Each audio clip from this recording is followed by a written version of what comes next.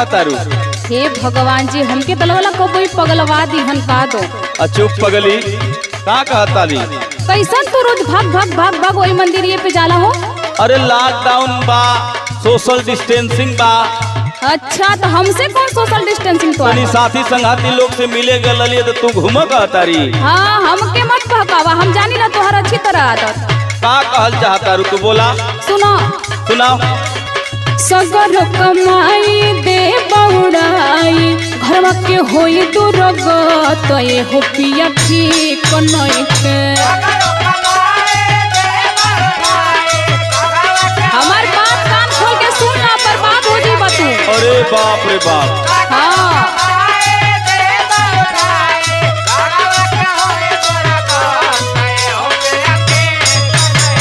सगर कमाई दे बउड़ाई घरवा के होई दुर्गत ये हो पिया ठीक नइखे। रोज रोज जुआबा के लत ये हो पिया ठीक नइखे।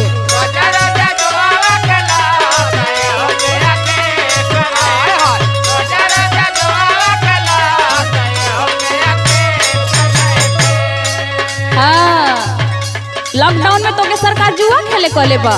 कौन कह देला से भाई?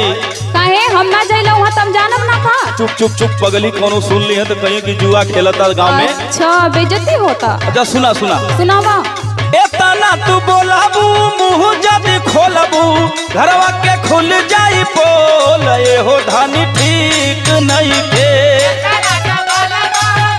इतना सोचले होता तो कुल करबे ना करता। अरे बाप रे बाप, कौन लाई लगा दे। हमके ढेर मत समझावा।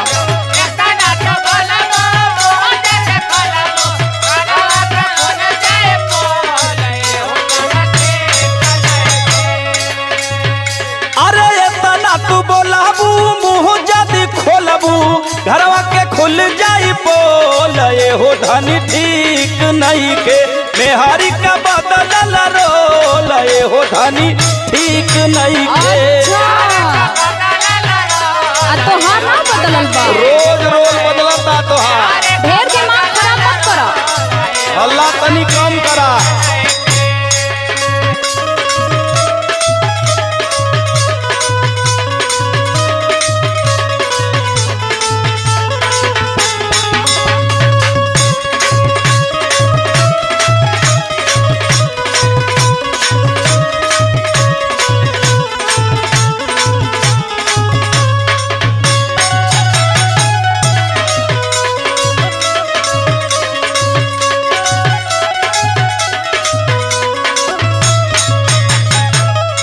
ये बतावा बोला।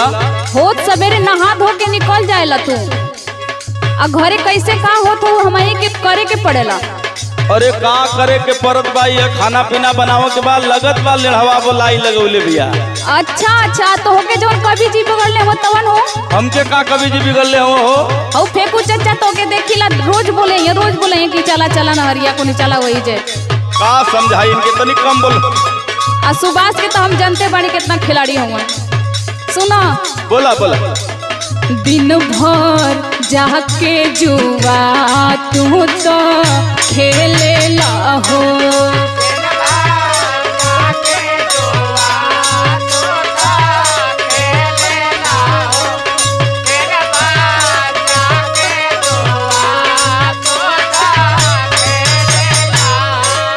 सजबे पी के तू दारू हमसे लौड़े हो। बाप रे बाप, बड़ी झूठी गाय भाई। अच्छा तो हर मुंह बहुत चलेला, पी लेला तो होके ना पता।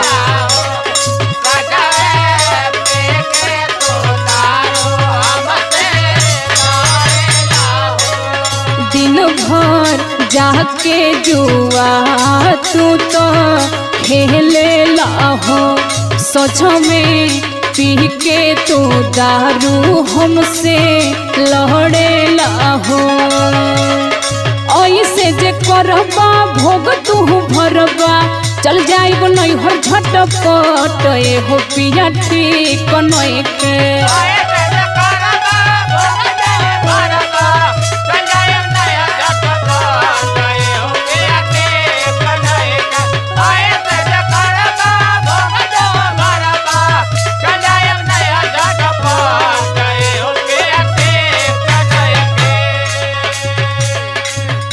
से जे करबा भोग तू भरबा चल जाइब नैहर झटपट हो पिया ठीक नइखे रोज रोज जुआवा के लत हो पिया ठीक नइखे।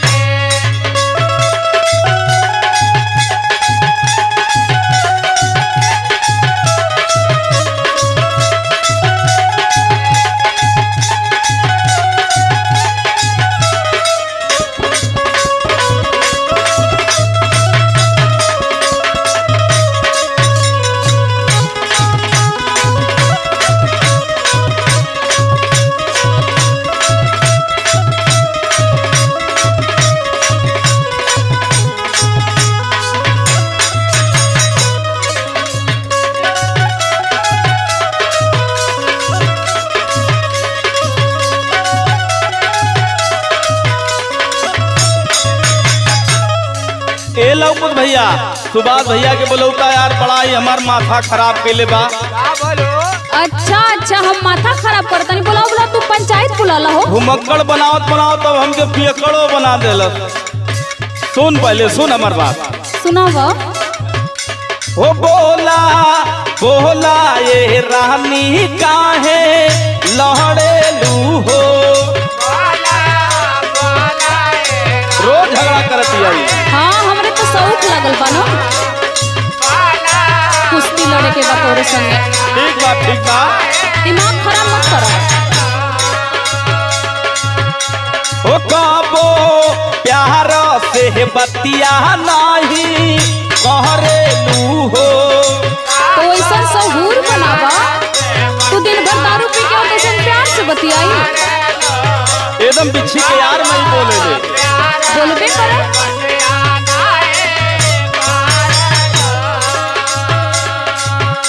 ओ बोला बोला ये रानी काहे लहड़ेलू हो कहबो प्यार से बतिया नहीं कहरेलू हो विवेक से कहबू चुप नहीं रहबू पर मौके हो जाई झोल ये हो धनी ठीक नहीं के।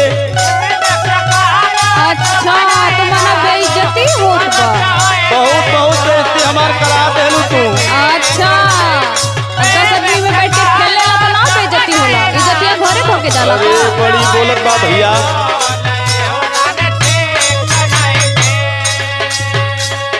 विवेक से कहबू चुप नहीं रहबू पर मौके हो जाई झोल ये हो धनी ठीक नहीं के मेहरी का बदल रोल ये हो धनी ठीक नहीं के। सुनतारू खूब सुनतानी।